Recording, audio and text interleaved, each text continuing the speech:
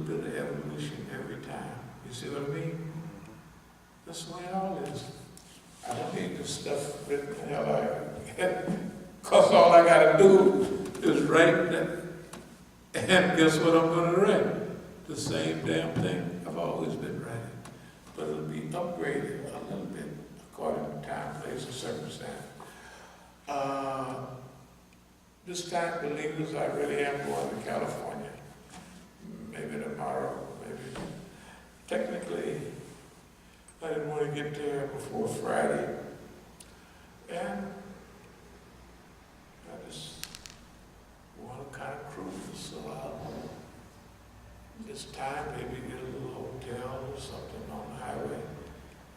And walk around. And even when I'm in the mountains and I see those trails, boy, that used to be fun.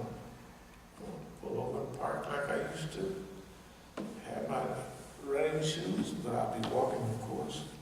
And just walk through the dirt trail back in the woods. Be nice. And then we're on a, this is it. It's always it, but this is basically it for our movement. The legal thing, two-pronged attack in Oakland. The other cultural stuff we'll be producing. And hopefully we can help humanity get ready for the new world that's coming. Are there any questions or comments? Any question at all that maybe takes a while? Yes. So I have a question. So like,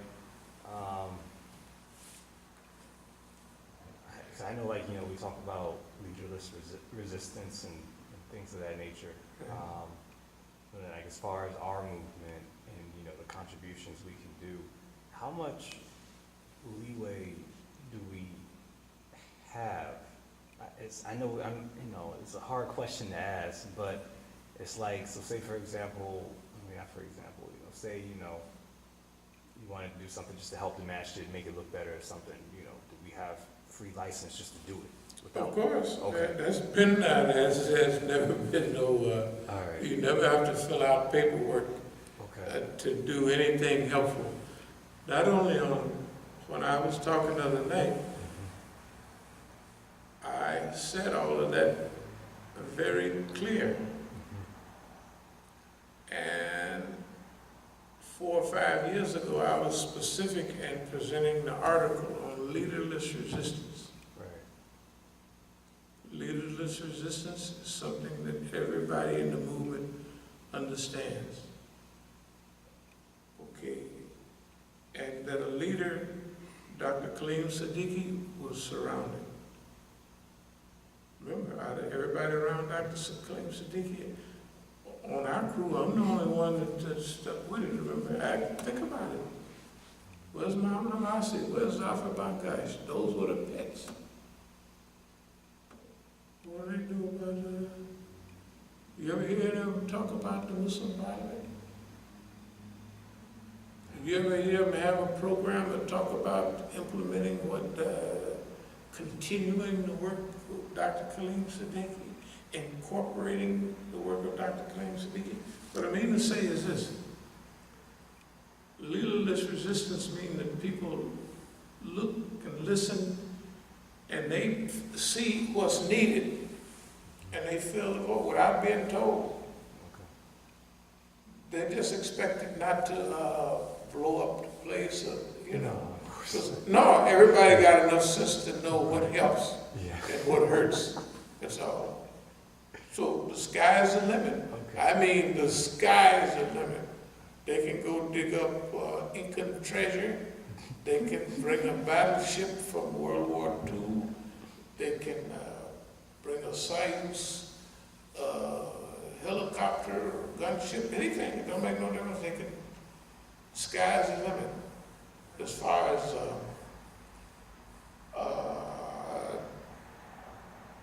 there is basically no limit on fixing and helping, because you got to remember,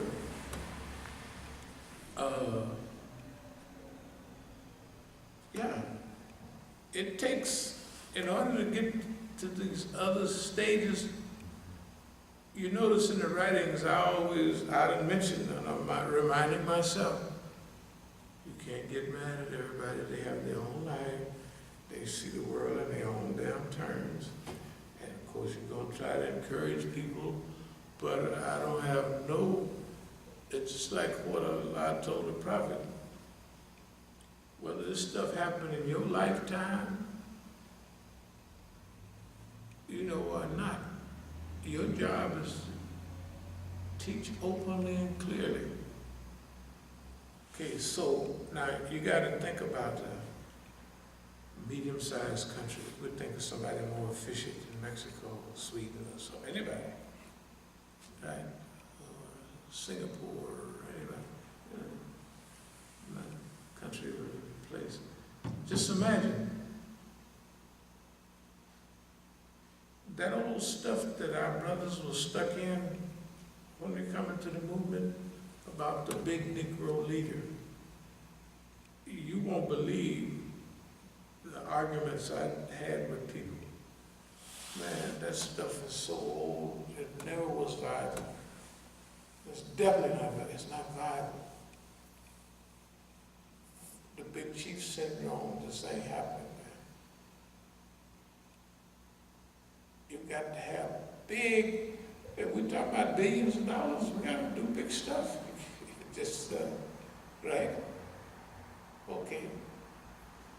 So, the way it's always happened with me is, okay, I already know we're going to be up into the, what do we say? I know we'll wind up somewhere in the billions.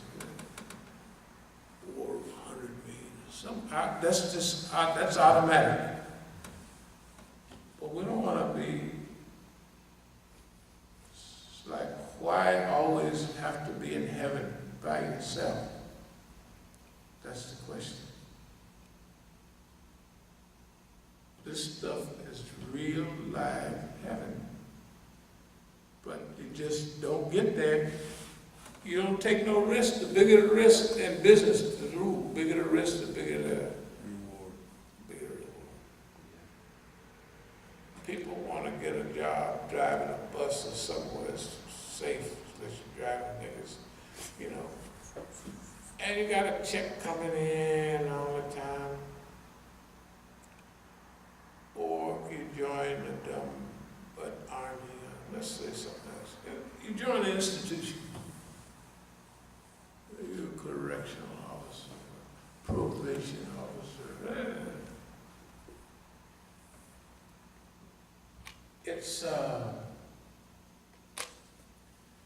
It's stable because if the government don't fall, you're gonna get your pay. And out of everything that crumbles, the government usually crumbles last, sometimes. But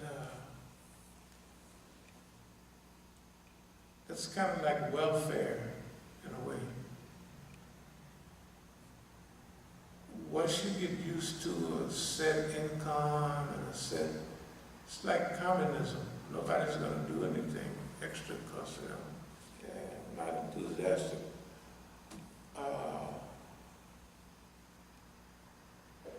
The minute niggas clip that umbilical cord with the white man, it's going to be a little scary at first.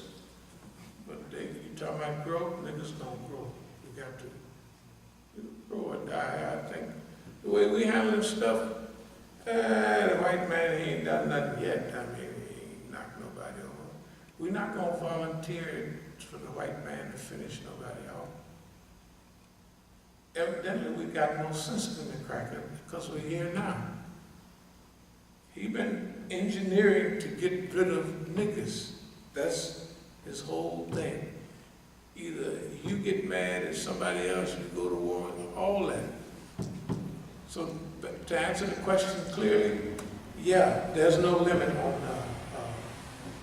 it's leaderless resistance. You just look around and see where you can make a contribution, and you make it. There's no limit. I I say this, on a government job, I noticed when we had the school, and they was running a lot of it through the education department, through the, whatever they call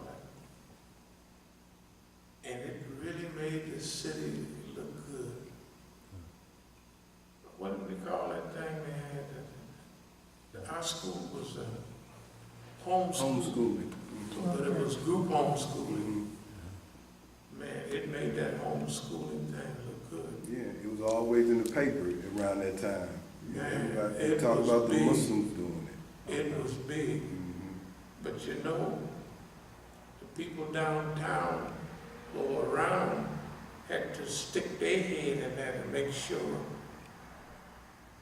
Because you know how city workers are and government workers. They don't want you to shine so much or move the curve that you curve them out of the job. They don't want you to be that successful. So that's the way government workers are. That's the way everybody is nowadays. They don't mind do good, but don't move the curve too much. Don't study too hard for the test, because if 5 of y'all get 100, that's gonna move the curve up. We've been getting by, man. We've been getting A minuses with 80 points. If y'all start flowing in with 97, 98, 99, and 100 across the board, that's to move the curve up. We're gonna have to be coming in at 92 or 93 to get our A minuses. If you just slow down, we'll get our A minuses with 80. Because everybody's a dummy, right? That's the way the people think. Anyway, we don't think like that. There's no limit. No limit on no improvement. Because remember, we got to develop governmental ability. Us. Right. Okay, is that it? Yeah, that's all. Thank you very much. Assalamu alaikum wa rahmatullahi wa barakatuh.